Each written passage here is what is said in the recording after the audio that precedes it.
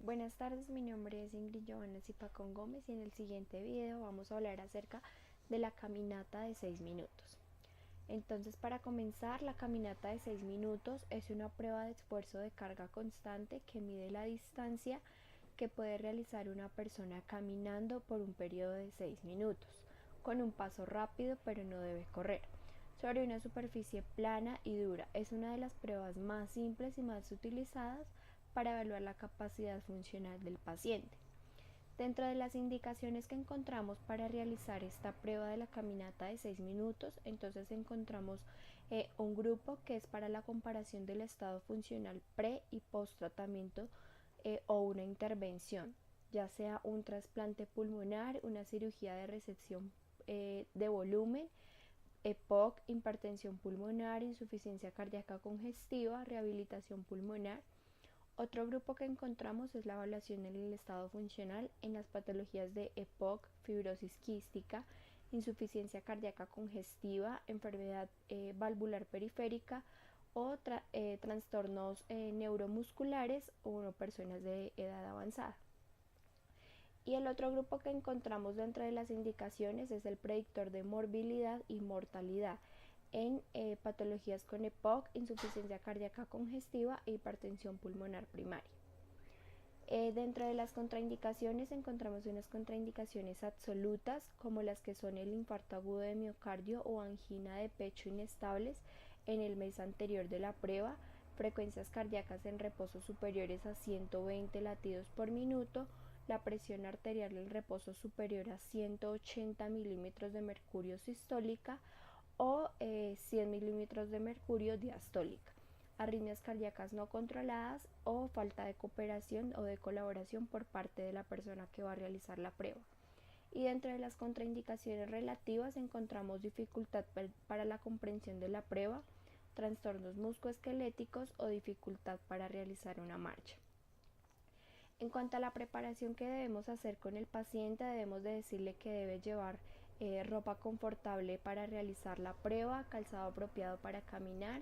El paciente debe utilizar las ayudas usuales para caminar, es decir, si el paciente requiere caminar con caminador o bastón, entre otras cosas.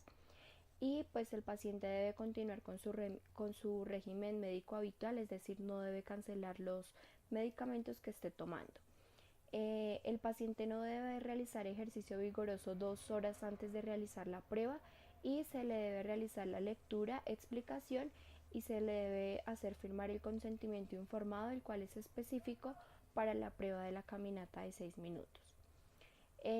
Los aspectos que debe tener la prueba, entonces pues se debe realizar bajo techo, en un corredor plano y recto, la superficie debe ser una superficie dura, el trayecto debe tener 30 metros, debe estar marcado cada 3 metros y se debe mostrar el punto de partida y el punto de llegada para la marcha. Como ya lo mencioné, se le debe decir al paciente que debe llevar ropa cómoda y el calzado adecuado para realizar la caminata. Debe evitar comer 2 horas antes de la caminata. El paciente no debe suspender sus medicamentos. Eh, Tampoco debe suspender el uso de los broncodilatadores si los está usando. Y el paciente debe permanecer en reposo mínimo durante 15 minutos antes de realizar la prueba. No se requiere algún calentamiento previo, se debe dar pues la explicación clara de la prueba, se debe explicarle al paciente los riesgos y los beneficios para que él posteriormente pueda firmar el consentimiento informado, como ya lo había mencionado. Se le debe explicar al paciente la escala de Bohr y mostrarle la escala de Bohr para que durante la prueba nosotros podamos mostrarle la escala y él pueda decirnos en qué nivel de dificultad o se encuentra en ese momento. Se le debe hablar de forma clara y pausada indicándole lo siguiente. Se le debe decir al paciente, usted realizará una caminata durante 6 minutos. El objetivo es que camine tan rápido como pueda para lograr una mayor distancia posible, pero no debe correr. Usted dará la mayor cantidad de vueltas que pueda por esta zona marcada. Probablemente sienta falta de aire o cansancio. Le está permitido disminuir la velocidad, parar y descansar si usted lo desea. Si se detiene, debe realizar la marcha tan rápido como sea posible. No debe hablar en ningún momento de la prueba a menos de que tenga algún problema. De ser así, será auxiliado inmediatamente. Acérquese a la línea de comienzo y guarde hasta que yo le indique que pueda comenzar. Entonces, posterior a esto, se coloca al paciente en la línea de inicio y se le debe indicar comience la prueba. Al mismo tiempo debemos iniciar el cronómetro tan pronto el paciente empiece a caminar y se debe observar al paciente detenidamente. Posterior a esto, se debe registrar en una hoja la saturación de oxígeno, la frecuencia cardíaca, tensión arterial, frecuencia respiratoria al iniciar la prueba y al paciente realizar cada vuelta. Se debe de usar un tono de voz uniforme cuando diga las siguientes frases.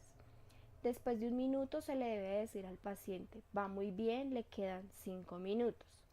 Al completar el minuto 2 debe decirle al paciente, va muy bien, le quedan 4 minutos. Al minuto 3 se le debe decir al paciente, va muy bien, le quedan 3 minutos.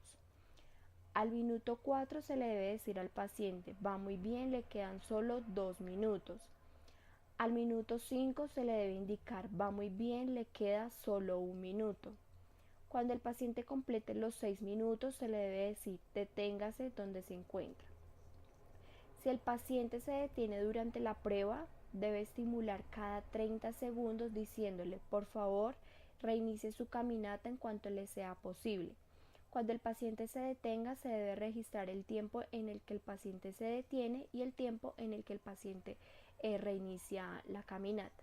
Si el paciente se niega a continuar, usted debe acercarle una silla al paciente para que éste pueda descansar y debe anotar las razones por las cuales el paciente decidió detener la caminata. Al completar los 6 minutos de la caminata y que el paciente ya se haya detenido, debe acercarle una silla e indicarle que se siente.